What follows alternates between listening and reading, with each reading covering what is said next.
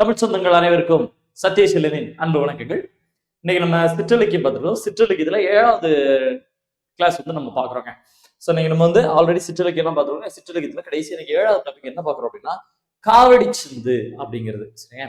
So இந்த காவடி சிந்து அப்படின்னாலே அதிக முறை கேட்ட கொஸ்டின் என்னன்னா காவடி சிந்தின் தந்தை அல்லது சிந்தின் தந்தை. சிந்துக்கு தந்தைன்னா வேற. சரியாங்க, அது பாரதியார். இங்க வண்ண சிந்து பாடுவதில் வல்லவர், வண்ணச்சிந்தின் தந்தை, காவடி சிந்தின் தந்தை அப்படின்னு கேள்வியாரு சென்னிகுளம் அண்ணாமலையார். நிறைய தடவை கேள்வி கேட்கப்படுவாரு. ஸோ சென்னிகுளம் அண்ணாமலையார் அப்படின்னு சொல்லும் போது நம்ம பேசிக்கா அவரை பத்தி கொஞ்சம் பார்த்துக்கலாம். தென் வந்து அந்த பாட்டு அவ்வளவுதாங்க. சிம்பிளா முடிஞ்சலாம். ஒரு சின்ன டாபிக். ஓகே. ஸோ ஆசிரியர் சென்னிகுளம் அண்ணாமலையார் ஒரு இந்த திருநெல்வேலி மாவட்டத்தில் இருக்கிற சென்னிகுளம் அப்படிங்கிற பகுதி. சரிங்களாங்க, சென்னிகுளம் அப்படிங்கிற பகுதி. ஸோ அவருடைய பெற்றோர் யாருன்னா சென்னவர் ஓவம்மாள். அப்பா பேரு சென்னவர், அம்மா பேரு ஓவம்மாள். ஸோ வந்து 1861 இருந்து 1890 நல்லா பாருங்க, 29 வருஷம் தான் அவருடைய வாழ்க்கையா இருந்திருக்கு. ஸோ இந்த காலத்துக்குள்ள இவர் வந்து நிறைய நூல்கள் எழுதியிருக்காரு. வீரை அந்தாதி, கோமதி அந்தாதி, வீரை பிள்ளை தமிழ். ஸோ கோமதி அந்தாதி வந்து இவரை எழுதியிருப்பாரு, தென் பாரதியாரும் எழுதியிருப்பாரு இல்லையா. சரிங்க. இப்போ இவர் பாத்தீங்க அப்படின்னா சென்னிகுளம் அண்ணாமலையார் இவர் வந்து ஊத்துமலை ஜமீன்தாரராக இருந்த இருதயாலய மருதப்பதேவர்கிட்ட வேலை பார்த்துட்டு இருந்தாரு. கேட்டுங்க, இருதயாலய மருதப்பதேவர்கிட்ட. அப்படி இருதயாலய மருதப்பதேவர் முருகர் கோவிலுக்கு போனோம், ஸோ அதனால ஒரு வழிநடை பாட்டு எழுதி கொடுங்க அப்படின்னு கேட்டதுக்காக எழுதப்பட்டதா இந்த பாடல். வழிநடை பாடல் அப்படிங்கும்போது கோயிலுக்கு போகும்போது இப்ப காவடி எடுத்துட்டு இந்த மாதிரி போவாங்க இல்லையா, போகும்போது அந்த ஒரு களைப்பு தெரியாம போறதுக்கு, இரவு நேரத்துல போகும்போது எந்த ஒரு விலங்குகளும் குறுக்க வராம இருக்கிறது. சோ இப்படி பாடக்கூடிய வழிநடை பாடல். அப்படி ஊத்துமலை ஜமீன்தாரராக இருந்த இருதயாலய மருதப்பதேவர் கேட்டுக்கிட்டதுக்காக சென்னிகுளம் அண்ணாமலையார் பாடி கொடுத்த பாடல் தான் என்ன அப்படின்னா இந்த காவடி சிந்து. சூப்பரான ஒரு பாடலுங்க. இந்த பாடல் சிந்துங்கிறது இசைப்பாடல்ல ஒரு வகை. சரிங்க. சோ இந்த பாடல்ல நிறைய இடங்கள்ல வடமொழி சொற்கள் கொஞ்சம் கலந்துருக்கும். சரிங்களா, வடமொழி சொற்கள் கலந்துருக்கும். அதனால மீனிங் அப்படிங்கிறது இந்த பாடல ரொம்ப ரொம்ப முக்கியமானது. பாடுவோமா? சென்னை குலநகர் வாசன் தமிழ் தேரும் அண்ணாமலை தாசன் செப்பும் செகமெச்சிய மதுரக்கவி அதனை புய வரை வீரன் அயில் வீரன். பாட்டப்பா முழு. சென்னை குலநகர் வாசன் தமிழ் தேரும் அண்ணாமலை தாசன் செப்பும் செகமெச்சிய மதுரக்கவி அதனை புய வரை வீரன் அயில் வீரன். இந்த பாடல் வந்து நீங்க அப்படி பாட ஆரம்பிக்கும் ஸ்லோவா இருக்கும். சென்னை குலநகர் வாசன் தமிழ் தேரும் அண்ணாமலை தாசன். அடுத்த லைன் கொஞ்சம் ஸ்பீட் ஆகும். செப்பும் செகமெச்சிய மதுரக்கவி அதனை புய வரை வீரன் அயில் வீரன். அப்படி நல்லா இருக்கும் பாட்டு. ஃபுல்லா எல்லாமே ஒரே தாளத்துல வரும். சென்னிக்குளம் அப்படிங்கிற ஊர்ல வசிக்கக்கூடிய நான் தமிழ் மேல அன்புள்ள அண்ணாமலை தாசனாகிய நான் ஒரு பாட்டு பாடுறேன். எப்படிப்பட்ட பாட்டு? செப்பும் ஜெகமெச்சிய, ஜெகம்னா உலகம், ஜெகம்னா உலகம், உலகமே மெச்சக்கூடிய அளவிற்கு ஒரு பாட்டு பாடுறேன். மதுரக்கவினா இனிமையான பாடலை பாடுறேன். அதனை புயம்னா என்ன? தோள். வரைனா மலை. அதாவது நான் ஒரு பாட்டு எழுதுனேன், அந்த பாட்டை மலை போன்ற உறுதியான தோள்களை உடைய முருகப்பெருமானுக்கு நான் அந்த பாட்டை கொடுக்குறேன்ன்றாரு.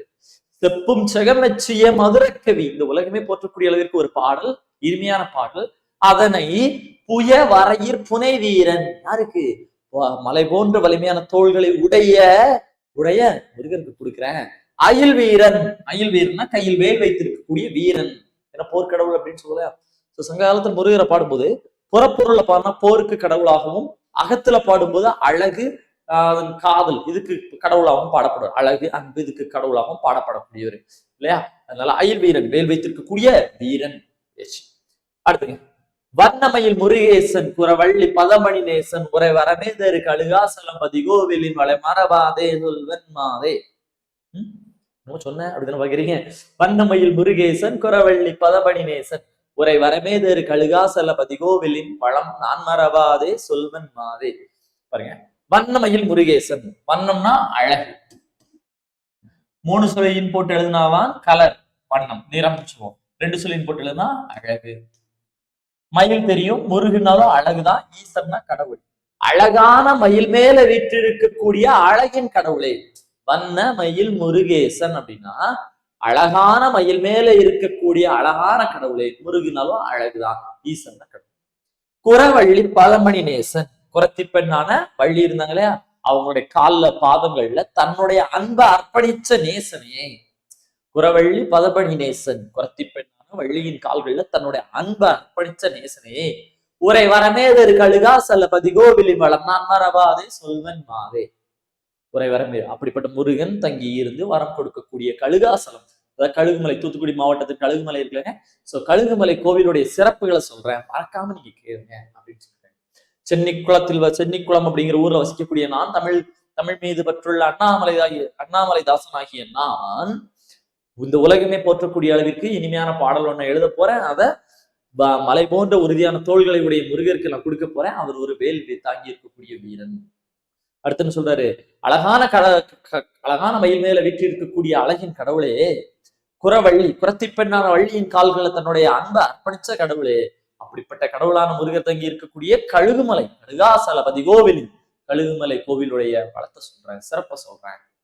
அதுல பாருங்க, அந்த கோயில் சொல்றாரு, கோபுரத்து தங்கத்து வித்தேவ கோபுரத்துக்கு அப்பால் மேவி கண்கள் கூச பிரகாசத்து ஒளி மாசற்று விலாசத்தோடு குலவும் புவி பலவும்.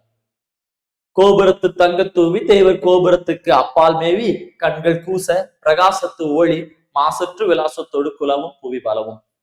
கோபுரத்து தங்க தூவினா ஸ்தூபிங்க, ஸ்தூபினா என்ன, கலசம். அங்க ஒரு பெரிய கோவில் கோபுரம் இருக்கு, அதுக்கு மேல இருக்கு கலசம். எவ்வளவு பிரச்சனை, கோபுரத்துக்கு அப்பால் மீறி தேவலோகத்துல இருக்கக்கூடிய கோபுரத்தை விட உயரமானது இந்த கழுகுமலை கோவில் கோபுரமும் அதன் மேல இருக்கக்கூடிய தங்க கலசம். சரிங்களா, தேவலோகத்துல இருக்கக்கூடிய கோவில் கோபுரங்களை விட உயரமானது இந்த கோயிலின் கோபுரங்கள். கண்கள் கூச பிரகாசத்து ஒளி, அந்த கோயில் மேல இருக்கக்கூடிய அந்த கலசத்தோட ஒளி கண்கள் கூசுற மாதிரி இருக்கு. மாசற்று விலாசத்தோடு, விலாசம்னா பிரகாசம், மாசற்றுனா குறைவில்லாமல் ரொம்ப பிரகாசமா, பலவும் சரி இந்த குலவும் புவி பலவும். குலவும்னா பரவும் அர்த்தம், குலவும் ஃபுல்லா பரவு. கோபுரத்து தங்க தூவி தேவர் கோபுரத்துக்கு அப்பால் மேவினா ஒரு பெரிய கோபுரம், அதுக்கு மேல தங்க கலசம் வச்சிருக்காங்க. இது தேவலோகத்துல இருக்க கோபுரத்தை விட உயரமா இருக்கு. சரியா, கண்கள் கூச பிரகாசத்து ஒளி மாசற்ற விலாசத்தோடு குலவும் புவி பலவும். அங்க கண்ணு கூசுற அளவுக்கு பிரகாசமா இருக்குங்க. இந்த மாசற்ற ஒளியானது உலகம் முழுவதும் பரவுது அப்படின்னு சொல்லியாச்சு. கோபுரம் பார்த்தோமா, இப்ப நூபுரத்து தொனி நடிக்கும் பத நுண்ணிடை மாதர்கள் நடிக்கும் அங்கே நுழைவார் இட்டு முளைவோசைகள் இடியோ என நோக்கும்படி தாக்கும்.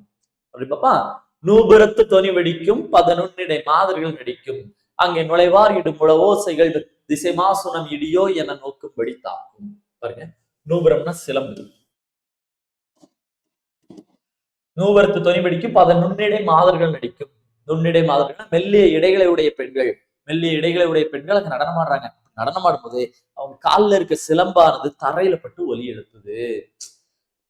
நூபுரத்து தொனி வெடிக்கும் பத நுண்ணிடை மாதர்கள் நடிக்கும். அதாவது மெல்லிய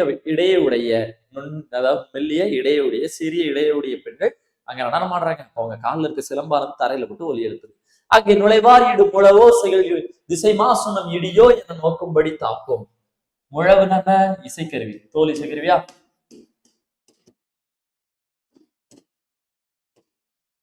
மாசுரம் அப்படின்னா பாம்பு, பெரிய பாம்பு. சரிங்களா, அந்த கோவிலுக்கு வர்றவங்க இந்த முழவு வாசிக்கங்க, தோல் இசைக்கருவியில இதை வாசிக்கும் போது வரக்கூடிய சவுண்டை பார்த்து திசை, அந்த கோவிலை சுத்தி இருக்கக்கூடிய 8 திசையில இருக்க பாம்புகள்லாம் இடிச்சத்தமான தலையை தூக்கி தூக்கி பாக்குதான். சரிங்க, அந்த அளவுக்கு அங்க நிறைய பேர் இசை வாசிக்கிறாங்க. சரியா, பாருங்க, நூபுரத்து தொனி வெடிக்கும் பத நுண்ணிடை மாதர்கள் நடிக்கும் அப்படின்னு சொன்னா மெல்லிய இடைகளுடைய பெண்கள் அங்க நடனமாடுறாங்க. அப்ப அவங்க காலில் இருக்க சிலம்பு தரையில பட்டு ஒலி எழுப்புது. சரியா, அங்கே நுழைவார் இடும் முழவோசைகள் திசைவாசனம் இடியோ என நோக்கும்படி தாக்கும். அப்போ கோயிலுக்கு வரவங்க முழவு வாசிக்கும் போது பூஜை நேரத்துல சுத்தி இருக்க பாம்பெல்லாம் என்ன நினைக்குமா, இடிச்சுத்தமா நினைப்பாங்க. அவ்வளவு பெரிய சவுண்ட் கேட்கணுங்க. அடுத்து, சன்னதி துதஸ்தம்பம் மின்னில் தாவி வருகின்ற கும்பம் எனும் சலராசியை வடிவார் பல கொடி சூடிய முடி மீதிலை தாங்கும் உயர்ந்தோங்கும். சன்னதியில் துஜஸ்தம்பம் மின்னில் தாவி வருகின்ற கும்பம் எனும் சலராசியை வடிவார் பல கொடி சூடிய முடி மீதிலை தாங்கும் உயர்ந்தோகும். சந்நிதியிலே துஜஸ்தம்பம் அப்படின்னு சொன்னா என்னன்னா கொடிமரம்.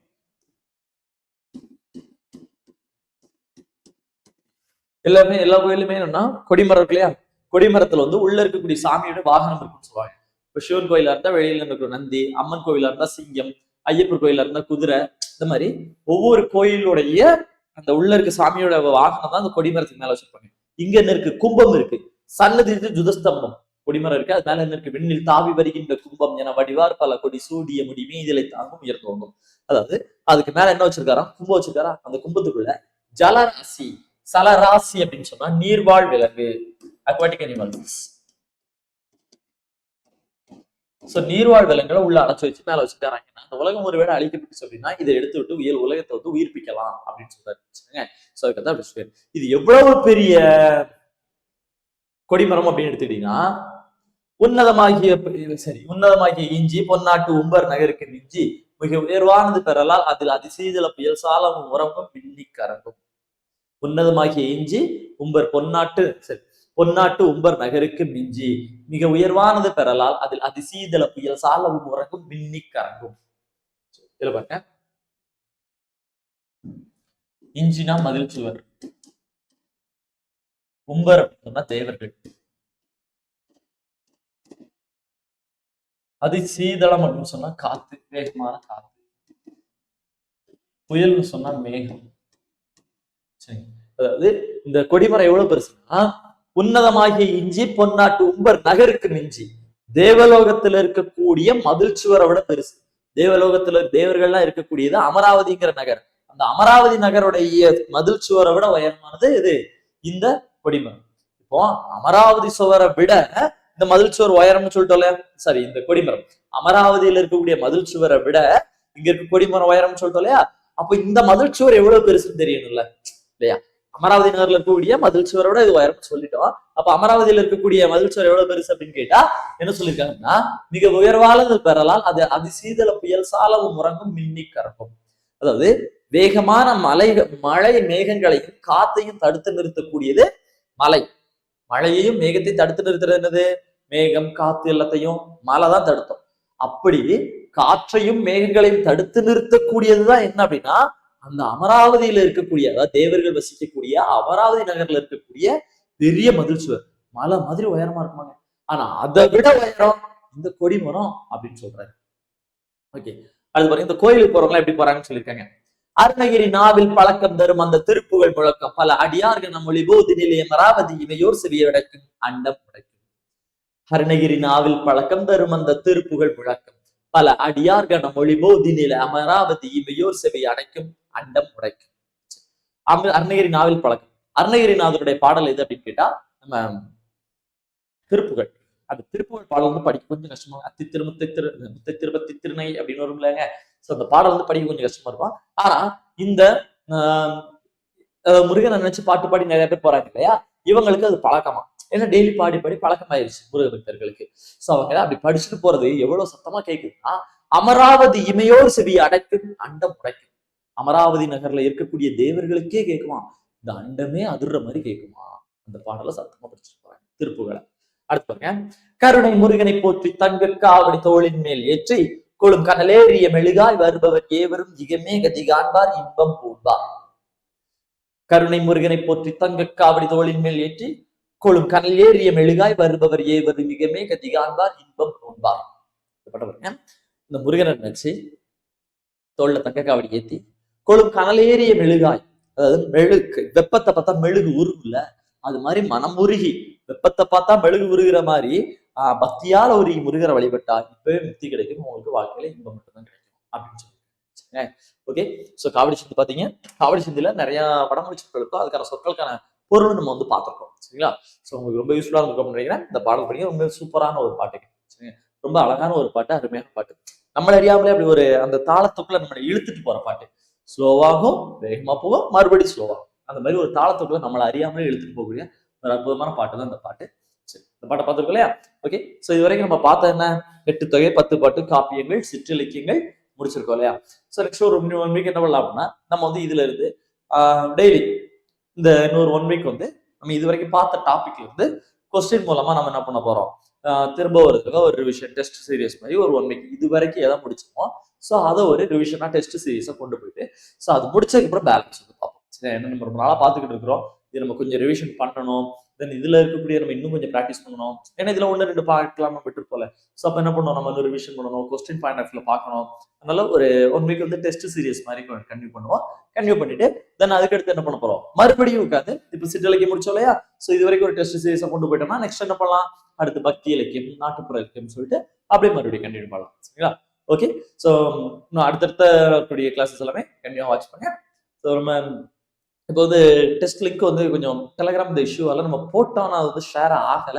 சரிங்களா? ஸோ அதனால என்ன பண்ண போறோம்னா, டெஸ்ட் லிங்க் நான் குடுத்துடுறேன். இந்த வீடியோல கீழ வச்சுருவோம். ஆனா நேத்தே போட்டாச்சு. சரிங்களா? ஸோ முந்தா நாளே போட்டாச்சு. சரிங்களா? ஞாயிற்றுக்கிழமை நம்ம என்ன பண்ணிட்டோம்? போட்டோம். பட் என்ன அப்படின்னு சொன்னா, அது வந்து ஷேர் ஆகல. டெலிகிராம் இஷ்யூ உங்களுக்கு தெரியல. டெக்னிக்கலா இருக்கிறதுனால ஷேர் ஆகல. ஸோ அதனால அந்த டெஸ்ட் லிங்க்க நம்ம இது உள்ள வச்சுருவோம். தென் பார்த்தீங்க அப்படின்னா, நம்ம ம் டெலிகிராமுக்கு சரியானோம்னா, அது லிங்க் இருக்கும். டெஸ்ட் இருக்கும். சரியா? ஸோ அடுத்த கிளாஸ்ல மறுபடியும் சந்திக்கலாம். நன்றி. வணக்கம்.